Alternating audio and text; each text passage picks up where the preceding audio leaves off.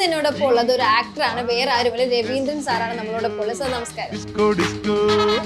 പുതിയ വിശേഷമാണ് Kochi metro short film അല്ലേ? കൊച്ചി മെട്രോ ഷോർട്ട് ഫിലിം ഫെസ്റ്റിന്റെ ഫാമിലി സ്റ്റോറീസ് ആണ് നമ്മുടെ പുതിയ വിശേഷം. ലക്ഷ്യം എന്ന് പറഞ്ഞാൽ അമ്മയിലെ കൂടുതൽ ബിസി അല്ലാത്ത ആൾക്കാർക്ക് അവർക്ക് മാത്രമുള്ള ഒരു അവസരം കൊടുത്തുകൊണ്ട് പ്രസിദ്ധ ഡയറക്ടേഴ്സും ടെക്നീഷ്യൻസും വന്ന് പങ്കെടുക്കുന്ന ഒരു ആന്തോളജി സിനിമയുടെ പരമ്പരകളുടെ ഭാഗമാണ് family stories. AI assisted film മേക്കിങ്ങിനെയും കൂടി നമ്മൾ ട്രെയിൻ ചെയ്യുന്നുണ്ടാവും. കാരണം ഇനിയുള്ള കാലത്ത് നമ്മൾ അതിനെ എത്ര മാറ്റി നിർത്തിയാലും AI ഒരു കിടന്നുകയറ്റം ഉണ്ടാവും. Some people are into AI film making. AI വെച്ചിട്ടുള്ള computer generated actually with AI അസിസ്റ്റൻസിലെ കമ്പ്യൂട്ടർ ജനറേറ്റഡ് ഇമേജ് വെച്ചുകൊണ്ട് മാത്രമുള്ള സിനിമകൾ. ഇതിൽ ഡയറക്ടേഴ്സ് ഒക്കെ ആരാണ്? ഇതിലിപ്പം പിഷാരടി ഉണ്ട്, ജിബു ജേക്കബ് ഉണ്ട്, നെക്കാട്ടിൻ, അങ്ങനെ പത്മകുമാർ. ക്യാമറ ചെയ്യുന്നത് സുകുമാർ, പി സുകുമാർ. ജിബു ആണ് ചെയ്യുന്നത്. പിന്നെ ആളകപ്പനുണ്ട്. എത്ര നാളായിട്ട് നിങ്ങൾ ഫ്രണ്ട്ഷിപ്പ് ഉണ്ട് മോഹൻലാൽ സാറുമായിട്ട്? ഞങ്ങൾ ഒന്നിച്ചല്ലേ 80 എന്നാൽ എത്ര വർഷത്തെ ഒരു ഫ്രണ്ട്ഷിപ്പാണ്? 44 വർഷം. 48 ഞാൻ വെടിവെച്ചു. ഫഹദ് ഫാസില് ഫഹദിനെ ഈ കൊച്ചിനെ ഞാൻ കണ്ടിട്ടുണ്ട്. ഭയങ്കര ടാലന്റഡായി. പപ്പയുടെ സ്വന്തം അഭിനയിക്കുന്നത് സ്കൂളിൽ പഠിച്ചിട്ട് വരുവാണ് ലൊക്കേഷനിൽ. ഇവൻ ഭയങ്കര അഭ്യാസങ്ങളൊക്കെ കാണിച്ചു. ഇവനിങ്ങനെ കാലൊക്കെ വീശിരിക്കുക. ഫഹദ് ബേസിക്കലി വളരെ ടാലന്റഡ്. പക്ഷെ ഫഹദിന്റെ ആദ്യ എൻട്രിയിൽ വന്ന സിനിമ വന്നിട്ട് it was not suitable. It was not കിഷ്കന്ധയിലൂടെയും അല്ലെങ്കിൽ കെട്ടിയോളാണ് മാലാഖയിലൂടെയും ആസിഫ് അലി ഫാന്റാസ്റ്റിക് പെർഫോമൻസ് എടുക്കുന്നത്. ഉണ്ണിമൂന്നൻ വന്നിട്ട് മാർക്കോയിലൂടെ ആൾക്കാരെ ഞെട്ടിച്ചു. ഇപ്പോ സാറിന് നേരത്തെ ഡിസ്കോ രവീന്ദ്രൻ എന്നായിരുന്നു. അതിഷ്ടമാണോ കേൾക്കാൻ ഡിസ്കോ രവീന്ദ്രൻ? ഞാനെന്തിനാ അതിനെ വെറുക്കണം? എനിക്ക് ഇഷ്ടമല്ല ഡാൻസ് ചെയ്യണം. എനിക്ക് ഡാൻസ് ചെയ്യണ പണ്ട് തൊട്ടേ ഇഷ്ടമാണ്. നിങ്ങൾക്ക് എല്ലാവർക്കും ഇഷ്ടപ്പെട്ട ആ ഒരു ഡിസ്കോ രവീന്ദ്ര സാർ ഒന്ന് കാണാൻ പറ്റുന്നുണ്ട് വർഷങ്ങൾക്ക് ശേഷം.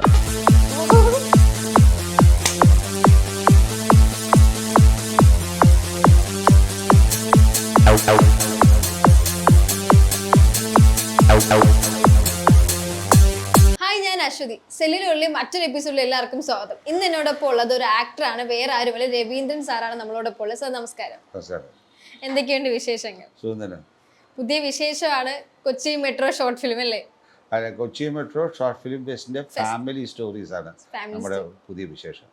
ഫാമിലി സ്റ്റോറീസ് എന്ന് പറയുന്നത് ശ്രീ മോഹൻലാൽ ചെയർമാനായി ഈ കൊച്ചി മെട്രോയുടെ ഷോർട്ട് ഫിലിം ഫെസ്റ്റിന്റെ 10ാമത് വർഷത്തിനോടനുബന്ധിച്ച് AMMA, producers association, film chamber, മാഗ്ഡ, ഫെഫ്ക എന്നീ എല്ലാ സംഘടനകളുടെയും സഹകരണത്തോടെ അതിൻ്റെ ഒരു ലക്ഷ്യം എന്ന് പറഞ്ഞാൽ അമ്മയിലെ കൂടുതൽ ബിസി അല്ലാത്ത ആൾക്കാർക്ക് അവർക്ക് മാത്രമുള്ള ഒരു അവസരം കൊടുത്തുകൊണ്ട്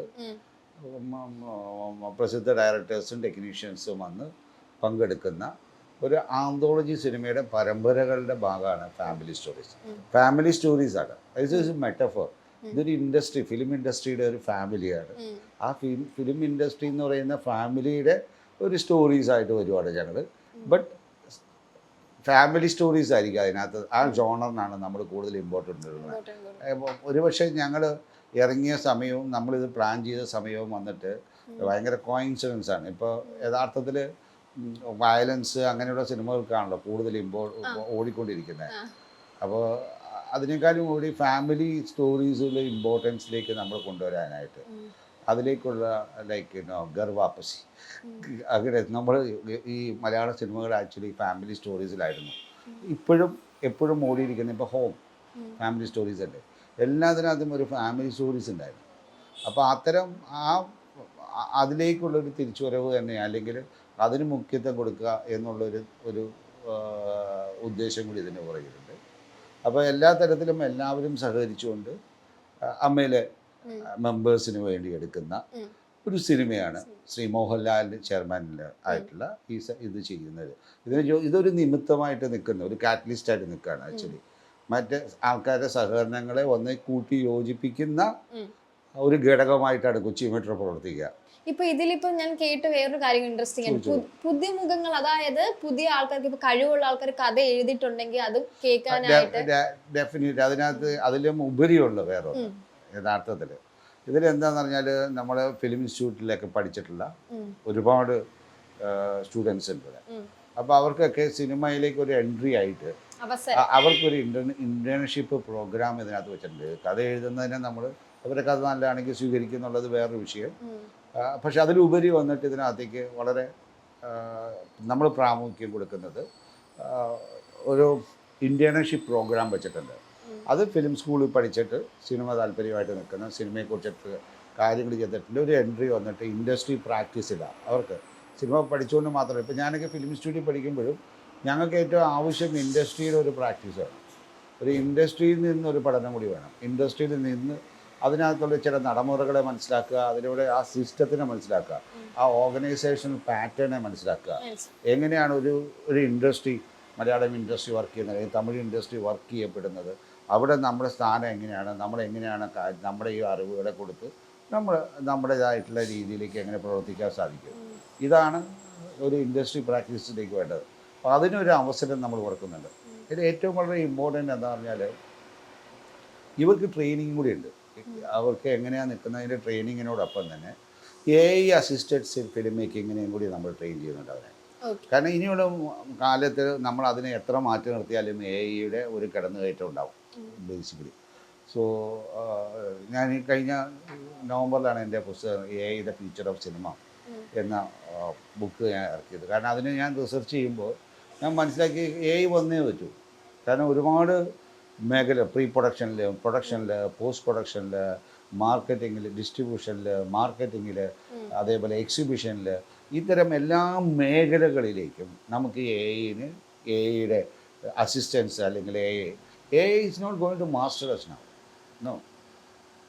ഹ്യൂമൻ ഇൻഡ്യൂഷൻസിനെയോ ഹ്യൂമൻ ക്രിയേറ്റിവിറ്റിനെയോ അത് സബ്സ്റ്റിറ്റ്യൂട്ട് ചെയ്യില്ല. it can actually assist you. But of course craft it will take. Different kind of job will come. ഇപ്പോൾ കമ്പ്യൂട്ടർ വരുമ്പോൾ നമ്മൾ പറഞ്ഞാൽ ഒരുപാട് പേർക്ക് ജോബ് അങ്ങനെയല്ല. കമ്പ്യൂട്ടർ നമുക്ക് പിന്നെ ഗുണമല്ലേ ചെയ്തേ, നമ്മുടെ പല കാര്യങ്ങൾക്കും നമ്മൾ അസിസ്റ്റ് ചെയ്യുകയല്ലേ ചെയ്തേ. നമുക്ക് ബില്ലിങ് തൊട്ടിട്ട് നമുക്ക് പറയുന്ന എല്ലാത്തിനെയും ഐഡൻറ്റിഫൈ ചെയ്യാനും ഇന്ന് ഈ സൈബർ യുഗമല്ലേ നമ്മളെ ഹെൽപ്പ് ചെയ്യുന്നത്. സോ ഒരു ബേസിക് എത്തിക്സ് വേണമെന്ന് മാത്രം. And we are building up a community. കാരണം എനിക്ക് പുറത്തുള്ളവരുമായിട്ട് അറിയാം, ഇവിടുത്തെ ഒരു കമ്മ്യൂണിറ്റി ഞങ്ങളിപ്പോൾ ബിൽഡ് ചെയ്തുകൊണ്ടിരിക്കുകയാണ്. പലരുമായിട്ട് ഞാൻ സംസാരിച്ചു. ഈ കമ്മ്യൂണിറ്റി ഇപ്പോൾ കേരളത്തിൽ തന്നെ ഒരുപാട് കമ്മ്യൂണിറ്റി ഉണ്ട്. അവരിൽ ഈ AI വരുന്നവർ there are some people are into AI film making. AI വെച്ചിട്ടുള്ള computer generated actually with AI അസിസ്റ്റൻസിലെ കമ്പ്യൂട്ടർ ജനറേറ്റർ ഇമേജ് വെച്ചുകൊണ്ട് മാത്രമുള്ള സിനിമകൾ.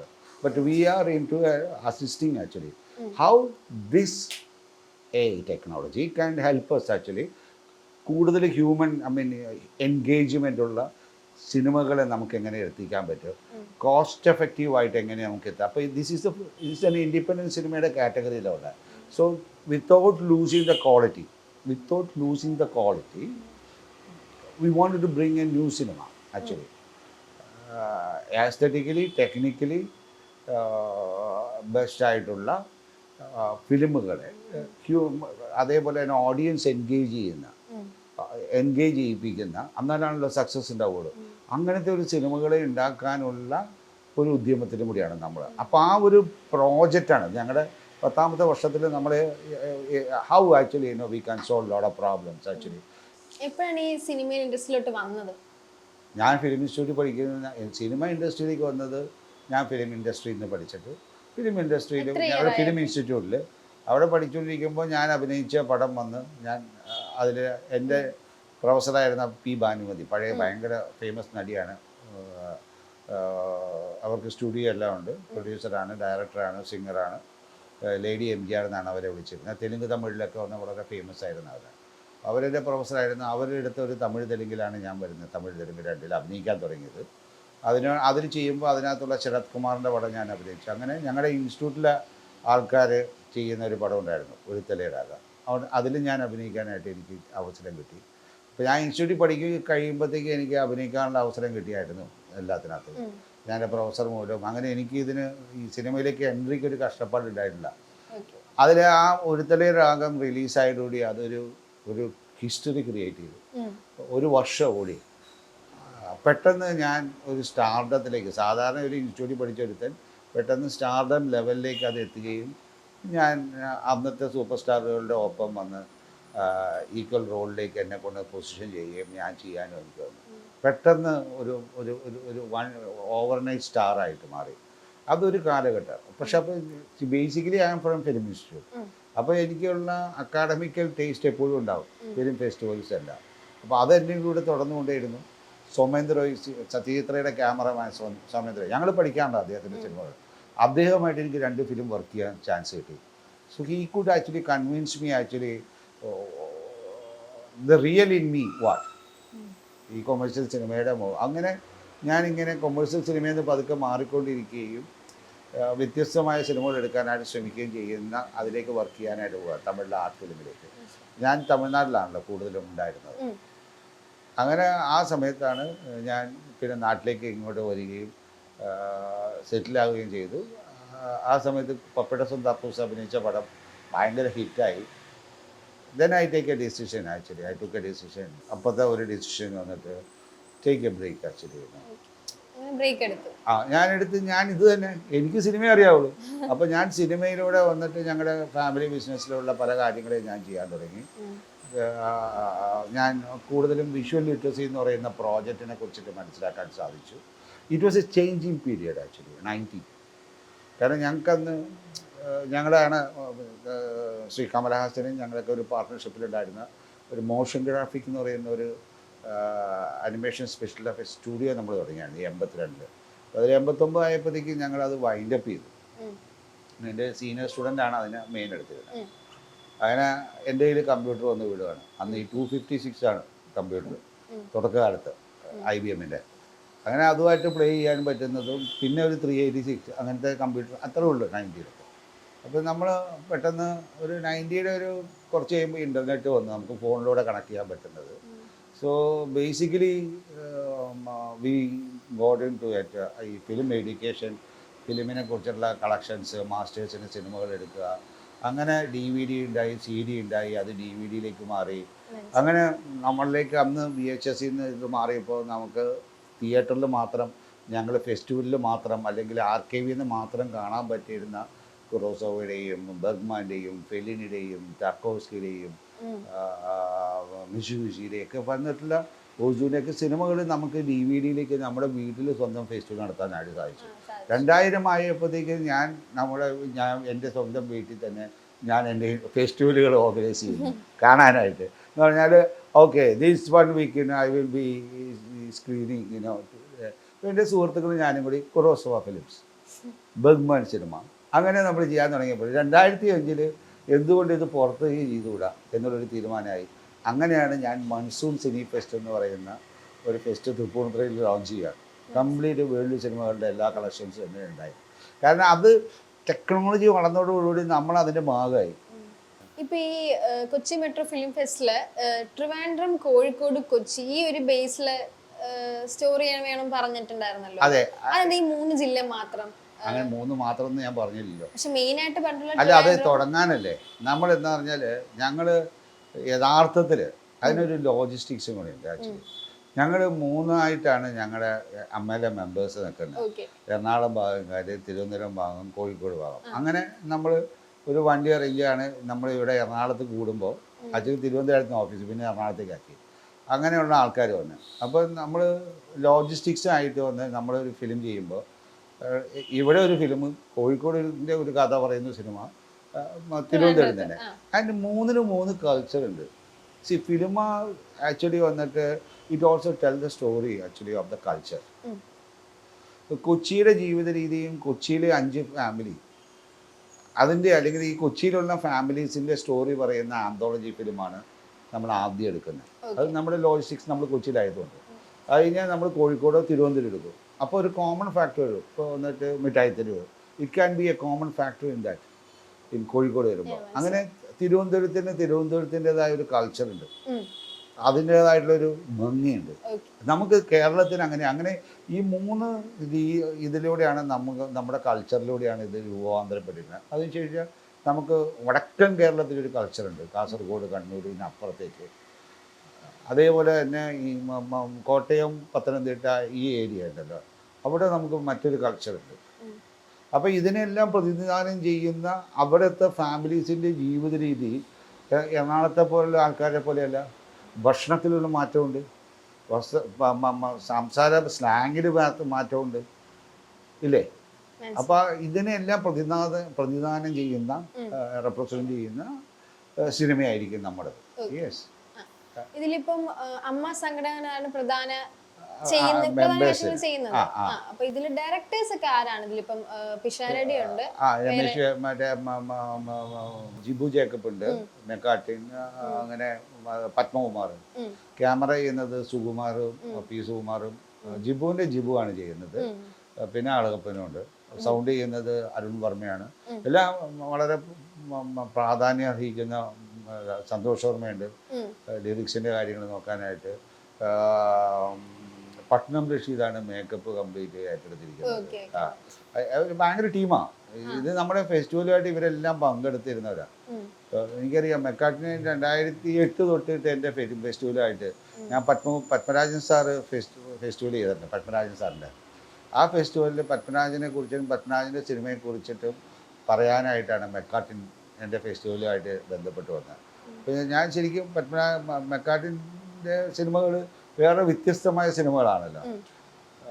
അപ്പം തെങ്കാശിപ്പട്ടണം അങ്ങനത്തെ. പക്ഷെ എൻ്റെ അടുത്ത് ഞാൻ ഈ പത്മരാജൻ ഫെസ്റ്റിവൽ ചെയ്യുമ്പോഴത്തേക്ക് എന്നോട് പറഞ്ഞു, രവീന്ദ്രൻ ഞാൻ അതിനകത്തേക്ക് വരുന്നുണ്ട്. അപ്പോൾ ഞാൻ പറഞ്ഞു എനിക്ക് പത്മരാജൻ്റെ സിനിമയെക്കുറിച്ചിട്ടെല്ലാം വന്നിട്ടുള്ളതിനകത്തേക്ക് ക്ലാസ് എടുക്കുന്നത് ഞാൻ അത് പഠിച്ചാണ് വന്നത്. എനിക്ക് ഭയങ്കര ഇഷ്ടമാണ്. സോ ഞാൻ ആക്ച്വലി വളരെ നന്നായിട്ട് പത്മനാഭനെ കുറിച്ചിട്ട് മെക്കാട്ടി ക്ലാസ് എടുക്കും. ഇതിലിപ്പോ മോഹൻലാലും രവീന്ദ്ര സാറും ഒരുമിച്ച് ചെയ്യുന്ന ഒരു ഇതാണല്ലോ. എത്ര നാളായിട്ട് നിങ്ങൾ ഫ്രണ്ട്ഷിപ്പ് ഉണ്ട് മോഹൻലാൽ സാറുമായിട്ട്? ഞങ്ങൾ ഒരുമിച്ചല്ലേ 80 വന്നെ.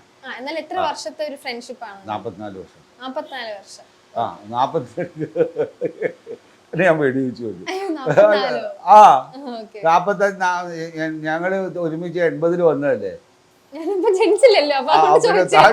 താൻ അറിയണോ താൻ എന്ത് സിനിമ?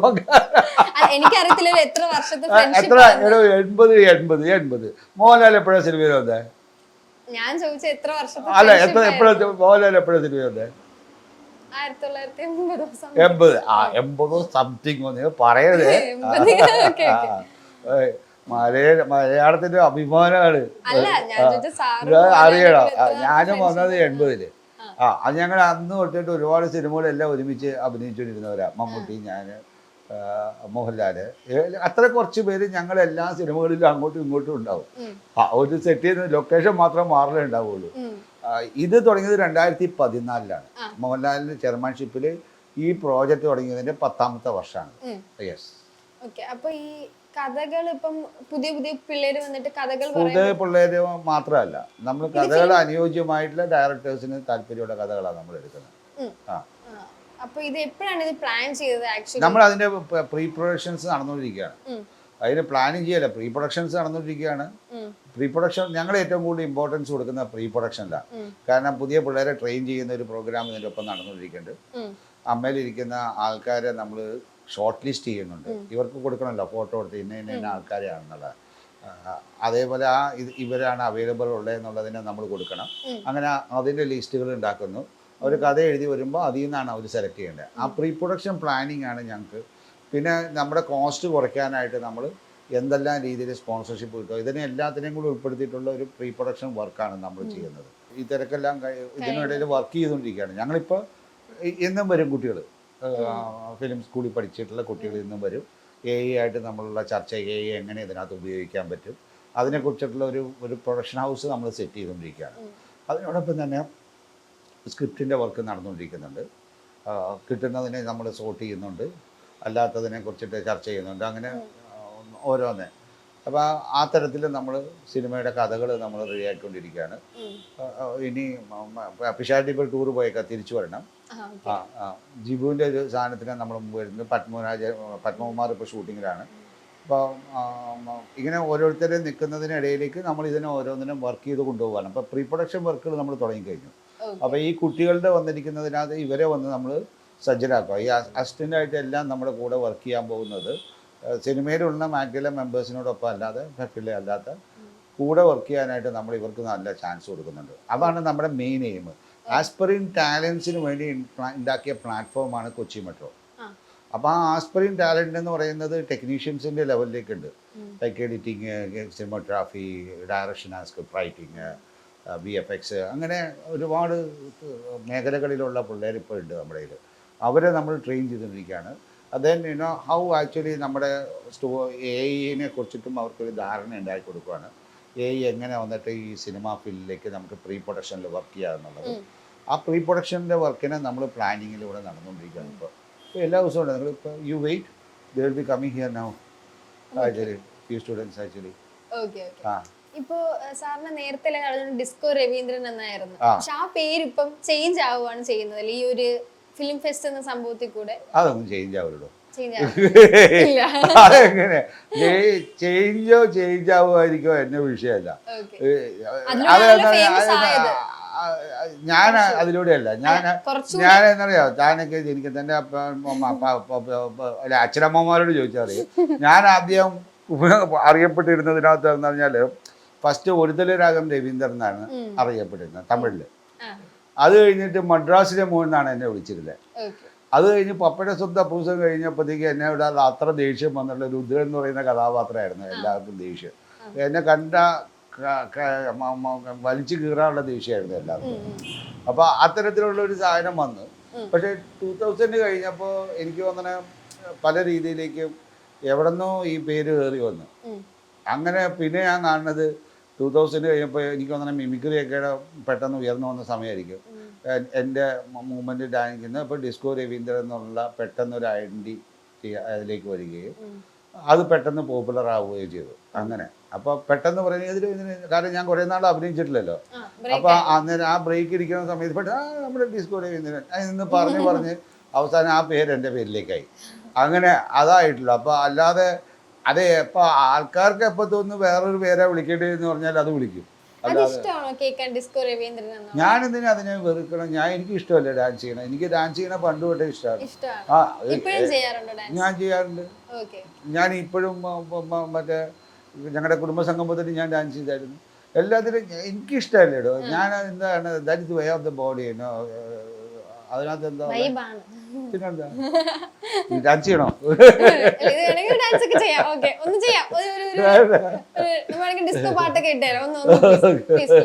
ഞാൻ അതിൽ കണ്ട് ഭയങ്കര ഒരു താഴിട്ടോ ഞാൻ ചെയ്യൂ.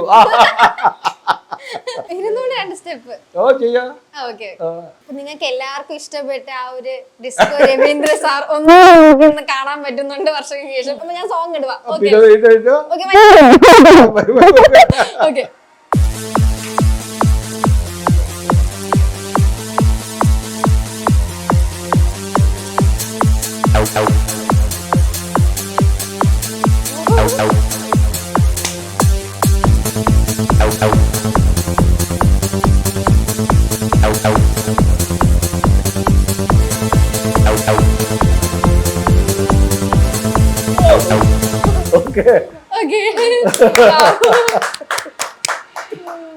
സാറിന്റെ മക്കളിലൂടെ ഇങ്ങനെ ഡാൻസ് ഒക്കെ കളിക്കാറൊക്കെ ഉണ്ടായിരുന്നു ഇതുപോലെ?